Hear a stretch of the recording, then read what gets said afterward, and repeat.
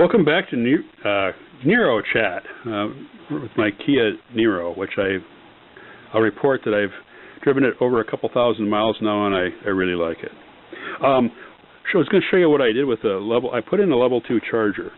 So in previous video I was talking about my level 1 charger, which plugs into a standard, your standard basic 110 volt outlet, and that will charge this car overnight completely, because it's not a very big, doesn't have a very big battery. The battery in this car is 8.9 kilowatt hours, and it'll put in about 1 kilowatt, a little over 1 kilowatt hour, 1 kilowatt per hour off a standard outlet. So what I did was I went ahead and had an electrician come out, and here in our home panel I had him install a new breaker.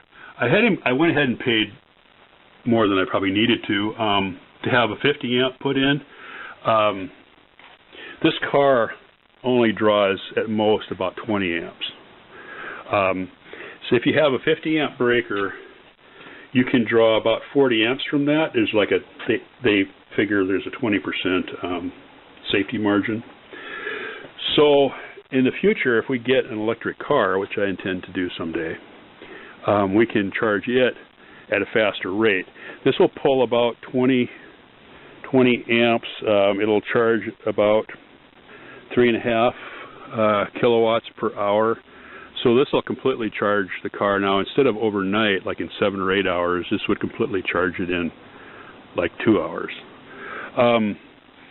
So what I've done is I've gone ahead and had he put in the new breaker, and I had the electrician go ahead and put in an RV style. This is a NEMA 1450 plug, and then I went and installed a Chargepoint HomeFlex charger. I'm not going to go through a detailed review of it. There are lots of videos online where people review various chargers. There's probably more than a dozen home level 2 chargers on the market, and there's people that do detailed reviews of them. So if you want to know more about this, or why, I'll say that I looked at the videos and this gets really good reviews, and I thought I would go ahead and use it. I also went ahead and picked up, this is a surge suppressor designed for like RVs. So people that have like a big RV and you go to a campground and you're plugging into the 240 volt, the NEMA outlet, and you don't know if, I got an airplane, helicopter going by. You don't know if the outlet's any good.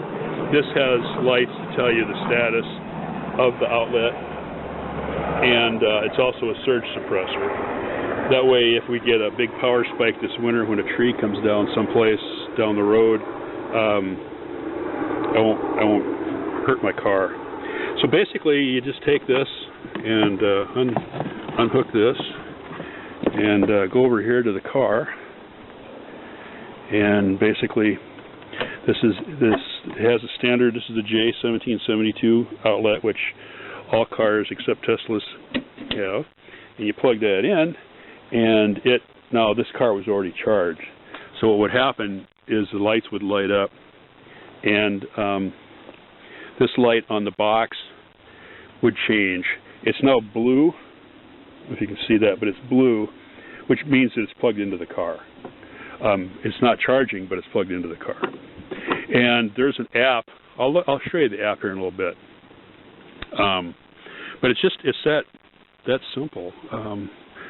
To have that all set up, I don't have to worry about it, and I really like having the car available, anytime I want. I don't have to wait in line at gas stations or fast chargers. I can just charge it up at home. And I wanted to also talk a little bit about something else. So let's look at the app for a second, and then I'll go on to the other topic, which I want to cover. I wanted to show my solar generator.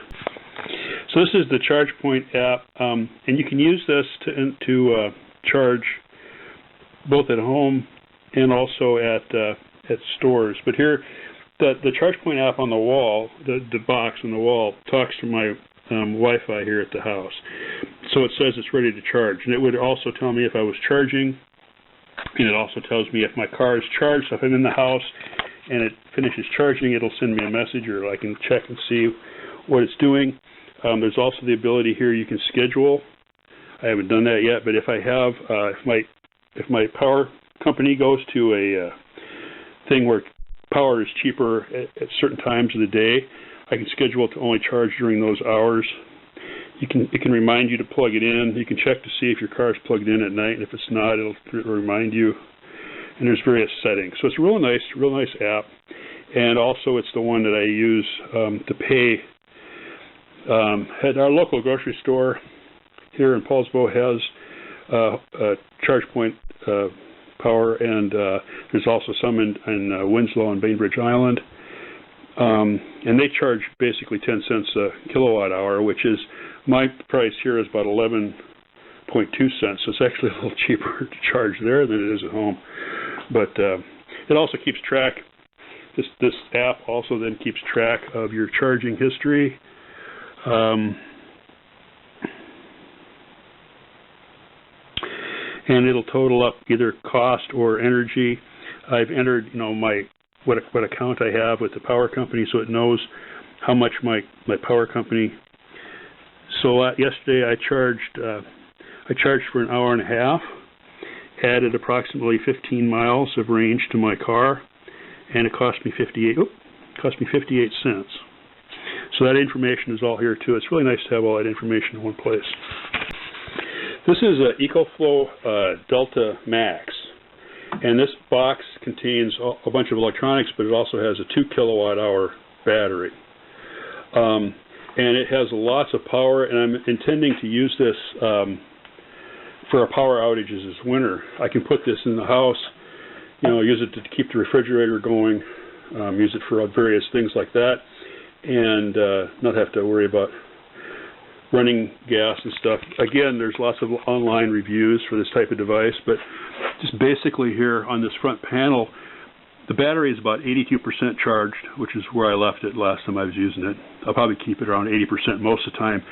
And then my plan is in the winter, if we're going to have bad weather, I'll go ahead and top it off before the bad weather.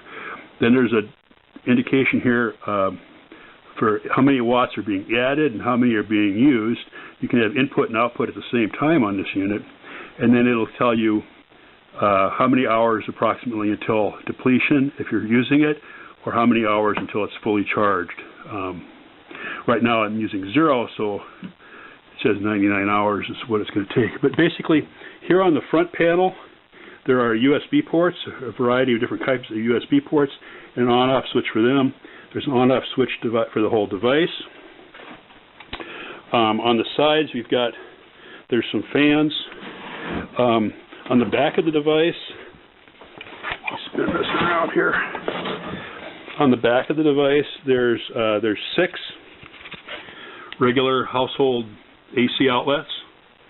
There is a 12-volt cigarette lighter type output. There's some other 12-volt type outputs here. There's off-on switches for those.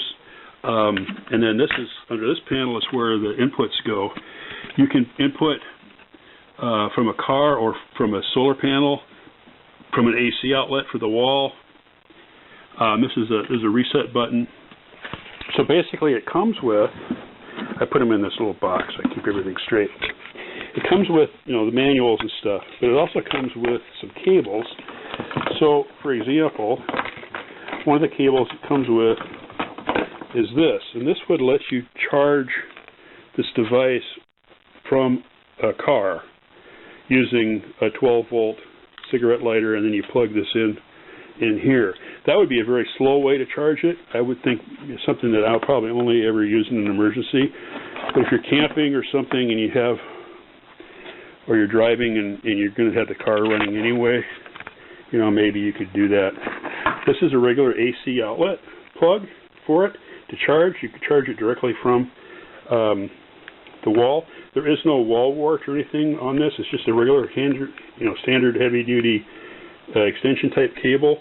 All of the all the hardware and stuff it needs to do all the conversion. The wall is all built into the box, so it makes it real nice. You don't have to lug that around. What else have I got in here? I had an extra. I haven't used this yet, but I went ahead and bought extension cords for the solar panels in case I wanted to run the solar panels and have them a long way from the device. You don't want to go too far because you have some losses. But so let me show you. I went ahead and got the solar panels. I got the solar panels kind of as a experiment for me, and also just to have them. And you know, in an emergency, I could use them. This is a 160 watt solar panel setup. And on a sunny day, which it isn't like today, but on a sunny day when the sun was shining, I was getting in the 120 to 140 watt range. So it was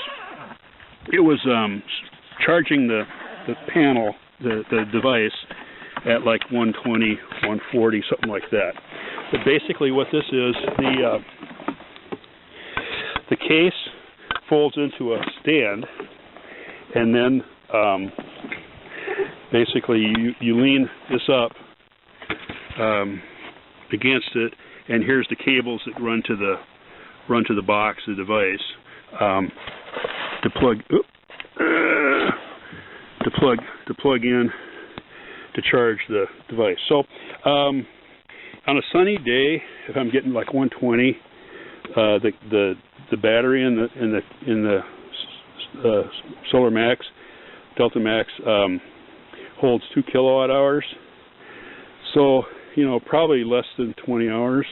So it'd probably take me about 2 days, I would think, to do a full charge if I wanted to fully charge it on a fairly sunny day. So it's not something that I'm gonna, you know, in an emergency I could get, you know, over the course of a day, maybe I could get a half a charge or something. That might be enough to let my refrigerator run overnight, something like that.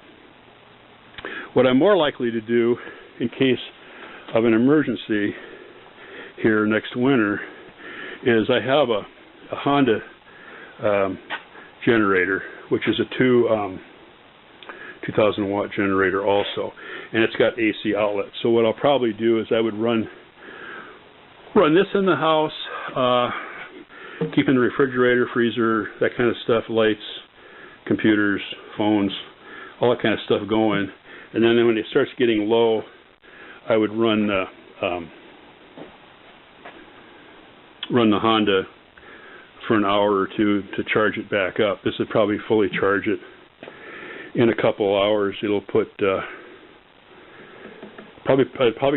will probably accept like about 1,200 watts. So in less than 2 hours, it should be fully charged, which should then last me, you know, for a day or more than a day of refrigerator time. So, in addition to the carrying case, which I'm not going to demo it, but basically it's got clips, and you can use it because what you want to try to do is angle the solar panels so they catch the most sun. I also went to the home center and I bought just a little sheet of thin plywood right here, which I use to put behind. The solar panels are a little bit flexible. They're folded. They come with a handy carrying case, but I bought this that I can put behind them to help stiffen them a little bit, and so that works out pretty well. I stopped charging when I got to about 80%, just because batteries are happier when they're stored. If you're going to store a battery for a long period of time, you don't want to store lithium-ion. You don't want to store it at 100%. And so I don't know how long I was going to leave that stored. I did run, when I was doing this work outside the other day, I did, just for grins, I did run my electric drill off of this, and it ran perfectly fine, no problem, hardly used any electricity at all. So I have a fairly big electric drill that I used. So anyway, I guess I was just going to give an update. So what I've done now is we're ready for winter. I've got my my solar generator. I've got my solar panels. Still got my old Honda generator. I've got the 240 volt outlet for stage 2, level 2 charging for the car set up to make it easier. I don't have to mess around with trying to run a cable from. I was running the cable before from this, which it works fine, but I was running it from this outlet over here that's on our deck. There's a 110 outlet down there, and I was running the cable, you know, through here and along here to the car.